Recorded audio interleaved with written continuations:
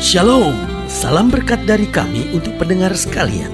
Saat ini pendengar akan diberkati dengan program Hari Ini Harinya Tuhan bagian yang ke-8. Sebuah program rohani tentang doktrin Alkitab yang menolong kita untuk semakin tertanam dalam kebenaran firman dan bertumbuh dalam kemuliaan. Bersama hambanya, Pendeta Gilbert Lumwendong, STH.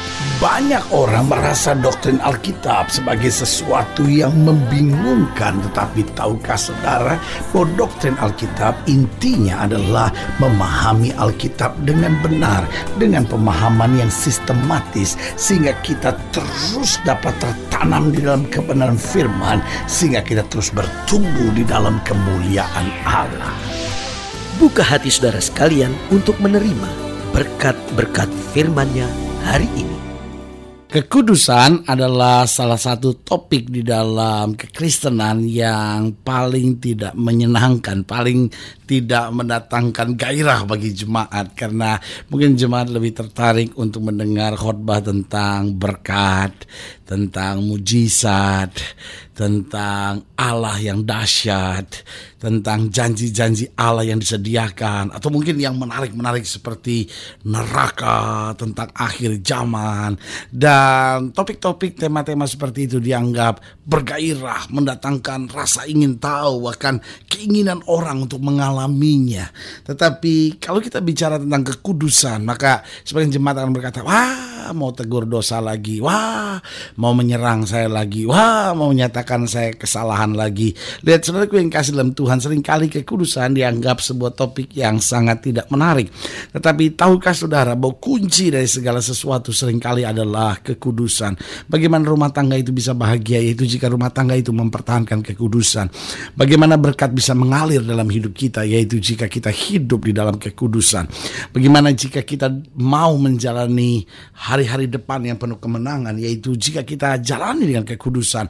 Yosua berkata, kuduskan dirimu hari ini, maka besok kamu akan lihat perkara-perkara besar. Bahkan saudaraku yang kasih dalam Tuhan, bagaimana untuk kita menghadapi akhir zaman dengan penuh kemenangan, di mana setan tidak bisa berkuasa dalam hidup kita, yaitu kalau kita hidup dalam kekudusan. Karena saya terlalu percaya kekudusan adalah benteng. Orang yang hidup dalam kekudusan adalah orang yang aman. Orang yang hidup dalam kekudusan, setan tidak bisa menyerang apapun dalam kehidupannya, karena kekudusan itu sendiri memberi kemenangan yang luar biasa dalam kehidupannya. Haleluya. Selamat datang dalam program kita hari ini, Harinya Tuhan, sebuah program rohani yang mengingatkan kembali kepada kita betapa pentingnya kita menjadikan firman Tuhan sebagai dasar keseharian hidup kita. Karena selama kita menjadikan firman Tuhan sebagai dasar keseharian hidup kita, langkah-langkah ke depan kita menjadi langkah-langkah yang penuh dengan berkat, kemenangan, dan kepastian. Haleluya. Dan dalam program ini memang kita sedang membahas tentang hidup dalam kekudusan. Nah, saudara yang kasih dalam Tuhan, hidup dalam kekudusan adalah bagian tak bisa terpisahkan dalam kekristenan kita. Mengapa? Karena kalau kita mau jujur, hidup Kristen adalah hidup dalam peperangan. Kenapa kita hidup dalam peperangan? Karena kita memiliki musuh. Alkitab berkata lawan musuh iblis sama seperti singa yang berkeliling mencari orang yang dapat ditelannya. Nah, saudaraku yang kasih dalam Tuhan, jadi kemanapun kita pergi, setan berusaha untuk menyerang, setan berusaha untuk mengalahkan, dan bahkan setan berusaha untuk mengacaukan kehidupan kita. Tetapi kekudusan itu sendiri, seperti saya sudah katakan tadi, adalah benteng. Jadi waktu kita hidup dalam kekudusan, maka kita aman dari serangan kegelapan. Nah, bukan hanya kita aman dari serangan kegelapan waktu kita kudus, tapi waktu kita kudus juga kita akan dekat dengan Tuhan. Karena Alkitab jelas bilang, berbahagialah orang yang bersih hatinya, karena orang yang seperti ini akan melihat Allah. Jadi orang yang kudus akan melihat Allah. Orang yang kudus akan berjalan kemenangan. Orang yang kudus yang akan melihat kuasa Allah terjadi nyata dalam kehidupannya. Berarti saudaraku yang kasih dalam Tuhan, penting sekali kita menekankan kehidupan kudus. Apa artinya sudah pergi ke gereja tiap minggu tapi tidak hidup dalam kekudusan? Apa artinya sudah pergi ke gereja? Apa artinya sudah baca Alkitab? Apa artinya sudah seorang suami yang baik terhadap istri, tapi di luar punya wanita lain, di luar pergi ke pelacur, di luar pergi kepada tempat-tempat yang salah? Saudaraku yang kasih dalam Tuhan, apa yang terjadi? Engkau kelihatannya suami yang baik, engkau pandai bermain sandiwara, tetapi kalau istrimu tahu segala sesuatunya, istrimu akan tambah kecewa dan sakit hati. Ternyata engkau hanya seorang munafik yang berkhianat. Saudaraku yang kasih dalam Tuhan, Tuhan mencari orang-orang yang mau bayar harga yang bernama kekudusan. Karena jika kita hidup dalam kekudusan, maka kita akan melihat kuasa Allah sungguh sangat luar biasa dalam hidup kita. Haleluya. Nah, dalam 1 Tesalonika 4, itu yang sedang kita bahas hari ini dalam topik pembahasan kita tentang kekudusan ini, dalam 1 Tesalonika 4 ayat yang pertama sampai ayat yang ketiga itu yang kita mau bahas. Dikatakan demikian firman Tuhan, 1 Tesalonika 4 ayat 1 sampai ayat yang ketiga. Akhirnya saudara-saudara, kami minta dan nasihatkan kamu dalam Tuhan Yesus. Kamu telah mendengar dari kami bagaimana kamu harus hidup supaya berkenan kepada Allah.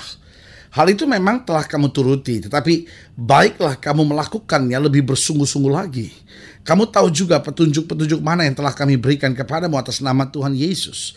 Karena inilah kehendak Allah, pengudusanmu, yaitu supaya kamu menjauhi percabulan. Nah, saudaraku yang kasih dalam Tuhan, ada kalimat menarik di ayat yang ketiga ini. Karena inilah kehendak Allah, pengudusanmu. Jadi Paulus bicaranya satu kata penting di sini. Kalau kita mau bicara tentang akhir zaman, kalau kita mau bicara tentang kemuliaan, kalau kita mau bicara tentang kuasa, kalau kita mau bicara tentang berkat, kalau kita mau bicara tentang mujizat, maka jalan satu-satunya kehendak Allah untuk kamu harus jalani adalah pengudusan.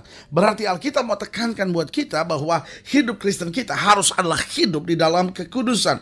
Nah, ada banyak orang yang berkata, ya tapi kan kita ada dalam dunia yang cemar, kita ada dalam dunia yang serba penuh dengan kejahatan, kita dalam dunia yang menganggap dosa itu biasa. Nah, bagaimana kita bisa hidup di dunia seperti ini lalu hidup dalam kekudusan? Ada banyak orang berkata, oh itu sesuatu yang gak mungkin, itu sesuatu yang mustahil. Nah, saudaraku yang kasih dalam Tuhan, saya percaya Allah adalah Bapa yang baik. Sebagai Bapa yang baik, Dia pasti perintahkan sesuatu buat kita, yaitu sesuatu yang kita bisa kerjakan, sesuatu yang mampu kita kerjakan. Gak mungkin Dia perintahkan sesuatu kalau kita gak mampu kerjakan. Itu sama seperti orang tua yang suruh anaknya berumur 3 tahun mungkin, nak, genteng bocor, kamu naik ke atas, kamu perbaiki genteng. Saudaraku yang kasih dalam Tuhan, anak umur 3 tahun ini gak mungkin bisa kerjakan sesuatu yang seperti bapaknya perintahkan itu. Kenapa? Karena terlalu berat buat dia. Dan Bapak yang baik juga tidak mungkin akan beri perintah seperti itu. Nah, siapa Bapa kita itu? Bukankah kita tahu Dia Bapa yang baik? Dia mengerti kita. Bahkan Alkitab berkata Tuhan tidak pernah berikan pencobaan lebih daripada kemampuan kita. Berarti Allah tahu persis batas kekuatan kita. Allah tahu siapa kita. Bahkan Daud berkata Dia ingat bahwa kita ini debu. Nah, saudaraku yang kasih dalam Tuhan, kalau Dia tahu batas kekuatan kita, gak mungkin Dia perintahkan sesuatu yang kita gak mungkin kerjakan. Kekudusan adalah sesuatu yang mungkin, sesuatu yang bisa, bahkan sesuatu yang harus kita kerjakan dalam hidup kekristenan kita. Nah, pertanyaannya bagaimana kita dapat hidup dalam kekudusan? Yang pertama, coba saudara lihat pada ayat yang pertama di sini dikatakan, akhirnya saudara-saudara kami minta dan nasihatkan kamu dalam Tuhan Yesus. Kamu telah mendengar dari kami bagaimana kamu harus hidup supaya berkenan kepada Allah. Berarti yang pertama di sini saya pelajari bagaimana kita bisa hidup dalam kekudusan, ya kalau kita mau mendengar nasihat. Nah, saudaraku yang kasih dalam Tuhan, Allah sudah sediakan segalanya untuk kekudusan. Allah berikan firman, Allah berikan Roh Kudus untuk memampukan kita, menguatkan kita. Bahkan Allah sediakan pengampunan kalau kita gagal. Waktu kita gagal, kita minta ampun. Alkitab berkata, walaupun dosamu merah seperti kermisi, akan diputihkan putih seperti salju. Walaupun dosamu merah seperti kain kesumba, akan diputihkan seperti bulu domba. Nah, Alkitab mau jelaskan buat kita. Jadi pengampunan Allah mengembalikan kita pada posisi kesempurnaan. Jadi di sini jelas sekali bahwa Allah menyediakan firman, Allah menyediakan Roh Kudus, Allah menyediakan pengampunan hanya untuk memberi kemampuan buat kita bahwa kita hidup dalam kekudusan. Tetapi seringkali persoalannya kita menjadi orang yang tidak mau dengar nasihat. Khotbah pendeta itu adalah nasihat. Teman kita yang memberitahu, orang tua kita yang memberitahu, istri yang memberitahu, suami yang memberitahu, adik yang memberitahu, kakak yang memberitahu, orang-orang di pekerjaan yang memberitahu, bos kita, anak buah kita mulai memberitahu sesuatu, atau rekan lama kita memberitahu sesuatu. Nah, saudaraku yang kasih dalam Tuhan, itu adalah bagian-bagian dari nasihat. Nah, tapi pertanyaannya, maukah kita mendengar nasihat? Kadang-kadang suara hati kita juga, suara itu mulai menasihati kita. Jalan ini salah, kamu gak boleh begitu, kamu sudah terlalu kasar, kamu terlalu keras, kamu terlalu egois. Tapi seringkali seringkali kita tidak mau dengar nasihat, sehingga persoalannya bukan kita tidak mampu hidup dalam kekudusan, tapi persoalannya kita tidak mau mendengar nasihat. Saya percaya betul orang-orang yang mau mendengar nasihat adalah orang-orang yang mampu berjalan dalam kekudusan. Yang kedua saya pelajari bagaimana kita dapat hidup dalam kekudusan. Dikatakan selanjutnya di sini, akhirnya saudara-saudara, kami minta dan nasihatkan kamu dalam Tuhan Yesus, kamu telah mendengar dari kami bagaimana kamu harus hidup supaya berkenan kepada Allah. Berarti yang kedua, bagaimana kita bisa hidup dalam kekudusan, yaitu jika kita mau berjuang agar kita berkenan kepada Allah. Artinya begini, kita udah tahu firman Tuhan, ya kan? Kita sudah mengerti apa yang benar, kita sudah mengerti bagaimana menjadi suami yang baik, kita sudah mengerti bagaimana menjadi istri yang baik, kita tahu apa yang nggak boleh, yang istri kita nggak suka, apa yang suami kita nggak suka, kita tahu apa yang orang tua kita misalnya nggak suka, kita tahu apa yang nggak bagus buat dunia ini, kita tahu apa yang tidak berkenan kepada Allah. Nah, seringkali kita tidak mau berjuang, kita langsung berkata, saya ingin tapi saya nggak mampu. Soalnya gue yang kasih dalam Tuhan, kalau kita berjuang, Roh Kudus akan memampukan kita pasti bisa. Hanya persoalannya seringkali bukan kekudusan itu yang sulit, kitanya yang seringkali tidak mau berjuang untuk berkenan kepada Allah. Seringkali kita tahu apa yang berkenan kepada Allah, tapi kita tidak mengerjakannya.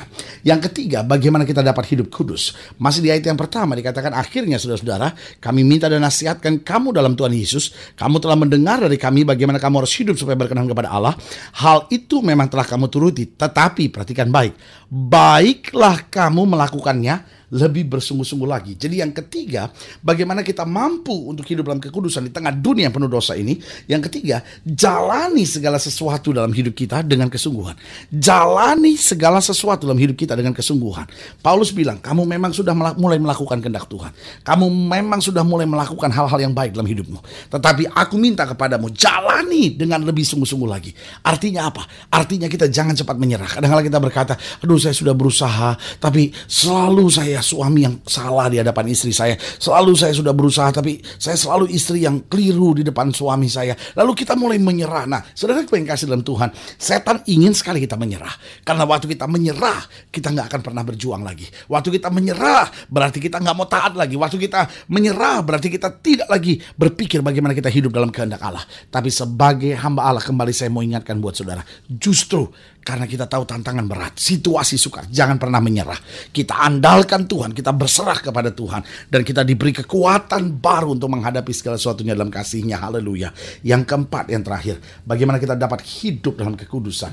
Yang keempat dijelaskan pada ayat yang ketiga, karena inilah kehendak Allah, pengudusanmu, yaitu supaya kamu menjauhi percabulan.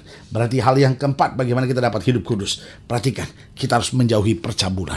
Dari mata kita, apa yang kita baca, apa yang kita lihat, hati-hati saudara-saudara, hati-hati. Apa yang kita tonton, hati-hati. Lalu telinga, dari apa yang kita dengar, ya kan, apa yang kita perhatikan, ya kan, harus hati-hati. Mulut kita jauhkan dari percabulan, dan juga pikiran. Ada banyak orang yang berkata, saya kan tidak pergi ke tempat pelacuran, saya kan cuma melakukan onani. Itu kan juga nggak salah.